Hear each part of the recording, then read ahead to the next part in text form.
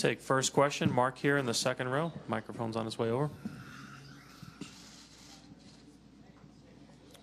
Kevin, Mark Schwartz, ESPN. I guess you heard a little bit of the end of LeBron's press conference. He was asked about a clip that's gone viral over the last couple of days of the last 2.5 minutes of the timeout between regulation and overtime after game one.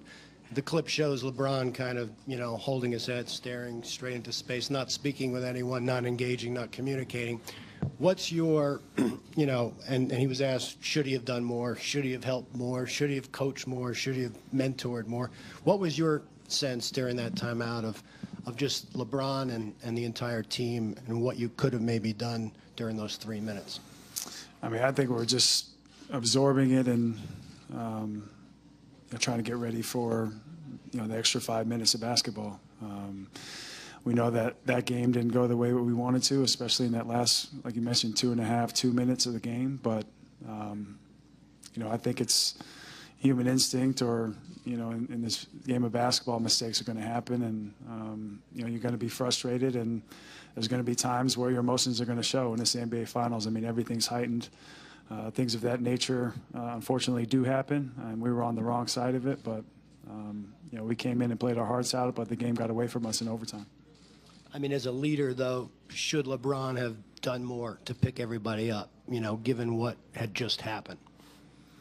I mean, I don't know what he had at that point, but he ended the game with 51, 8, and 8. So, he did a lot, and he's been, leading us and been great, not only this season, but, seasons past. But, it's natural for him to put out such a good effort and be frustrated. I think, as he mentioned, he didn't want a situation where he, could have called a timeout or we didn't have any left, and they're shooting a technical and could win the game in regulation. But tough situation to be in for all of us. But we move on. Game one's out of the way. Game two's out of the way, and like you mentioned, we have a great opportunity tomorrow to, make noise here on the home floor.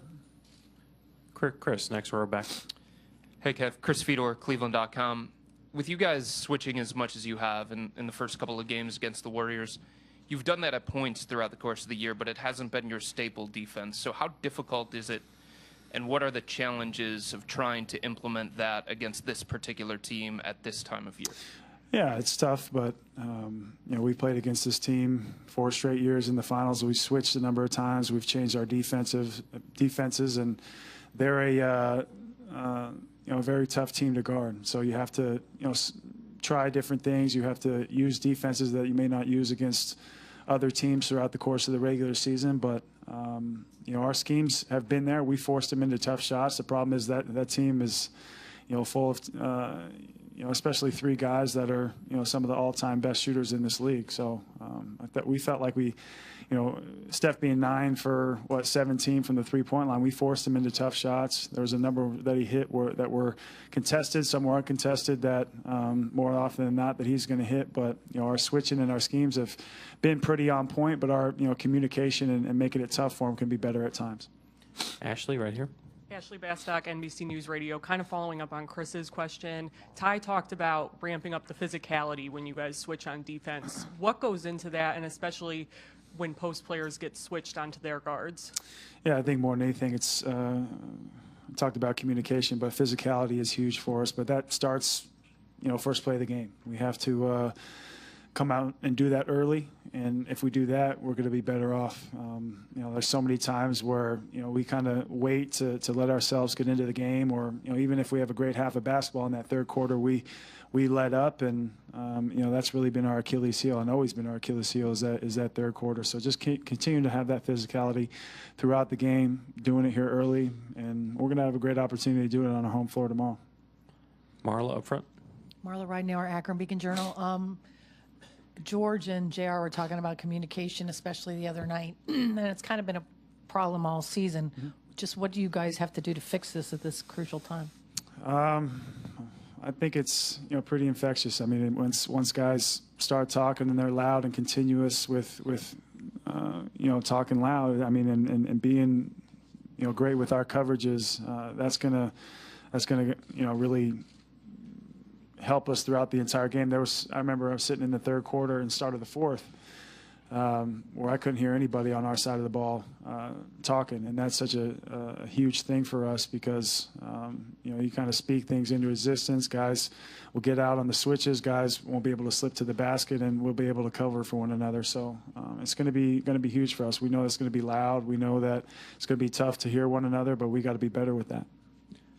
Just one more quick thing about that. After the trade deadline, LeBron was hoarse after the games because he was talking so much. Do you almost need to go back to sort of thinking like that? That would be good. Yeah. Even though we only have 48 hours in between games to get our voices back, it'd be nice to just have that level of communication, because I do think any little bit, any 1%, 10%, whatever you want to call it, that's going to help us. Dave, last question on the back left. Dave McBenamin, ESPN. Kevin, I don't apologize if you already asked about this, but I walked in late. Rodney Hood, what do you guys see from him during the regular season that makes you think that he could have something to contribute to this series? Yeah, I mean, he's very talented. He's a guy that can step in and fill up a scoreboard, and left-handed, a little bit unorthodox in the way that he plays, and just having that height on him and that wingspan, and the ability to not only make shots but on the defensive end switch out. Also play a guy like KD at his size, and just make it tough on both ends of the floor for their team. So I mean, that gives all of us a lot of confidence that he can come in and make an impact. Thank you, Kevin.